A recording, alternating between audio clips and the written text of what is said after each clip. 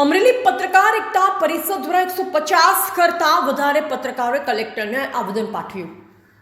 થોડા દિવસ પહેલા રાજ્યના ગૃહમંત્રી દ્વારા પત્રકાર વિશે કરાયેલ ટિપ્પણીના વિરોધમાં સમગ્ર ગુજરાતભરમાં જિલ્લા કક્ષાએ પત્રકારોએ આપ્યું આવેદન। અમરેલી પત્રકાર એકતા પરિષદ જિલ્લાના તમામ તાલુકાઓમાંથી કલેક્ટરને આવેદન આપવામાં આવ્યું હતું।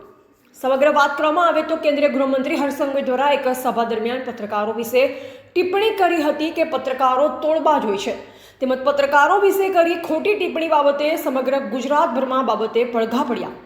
નિવેદન આપતા નેતાઓને સૂચન આપવામાં આવે તેવા હેતુથી આજે રાજ્યભરમાં પત્રકાર એકતા પરિષદ દ્વારા જિલ્લા કક્ષાએ તમામ તાલુકાઓના હોદ્દેદારો હાજર રહી જિલ્લા કલેક્ટરને આવેદનપત્ર પાઠવ્યું અને રાજકીય નેતાઓ દ્વારા પત્રકારોની આવી છેલ્લી કક્ષાની ભાષા વાપરવામાં આવતી હોવાથી પત્રકાર જગતમાં નારાજગી જોવા મળી હતી।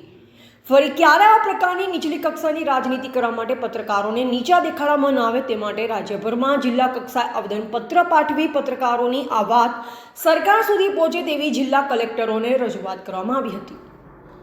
અમરેલી પત્રકાર એકતા પરિષદ જિલ્લા પ્રમુખ સુરેશભાઈ દેસાઈ વધુમાં જણાવ્યું કે વારંવાર પત્રકારો વિશે થતી આવી ટિપ્પણીને રોકવામાં આવે અને દુનિયાની ગણાતી ચોથી જાગીરને આમ રોડ ઉપર બદનામ કરવામાં ન આવે।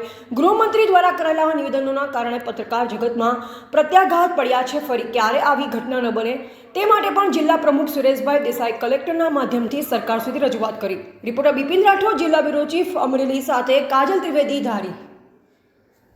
થોડા દિવસ પહેલા રાજ્યના ગૃહમંત્રી દ્વારા પત્રકારો તોડબાજ છે, પત્રકારો ક્યાંક ને ક્યાંક કૌભાંડમાં સંડોવાયેલા છે એવું એક નિવેદન બહાર પાડવામાં આવ્યું હતું। એમના દ્વારા એક નિવેદન આપવામાં આવ્યું હતું, જે નિવેદનના સમગ્ર ગુજરાતની અંદર ઘેરા પડઘાઓ પડ્યા હતા અને સમગ્ર ગુજરાતના પત્રકારો દ્વારા આજે જિલ્લા મથકે કલેક્ટરશ્રીને આવેદન પત્ર આપી અને રાજકીય આગેવાનો આવા પત્રકારો વિરુદ્ધ બેફામ નિવેદનો ન કરે, ભવિષ્યમાં પણ કોઈ પત્રકારોનું ક્યાંક ને ક્યાંક અપમાન ન થાય એવી તકેદારી રાખવા માટે આજે આવેદન પત્ર પાઠવવામાં આવ્યું છે।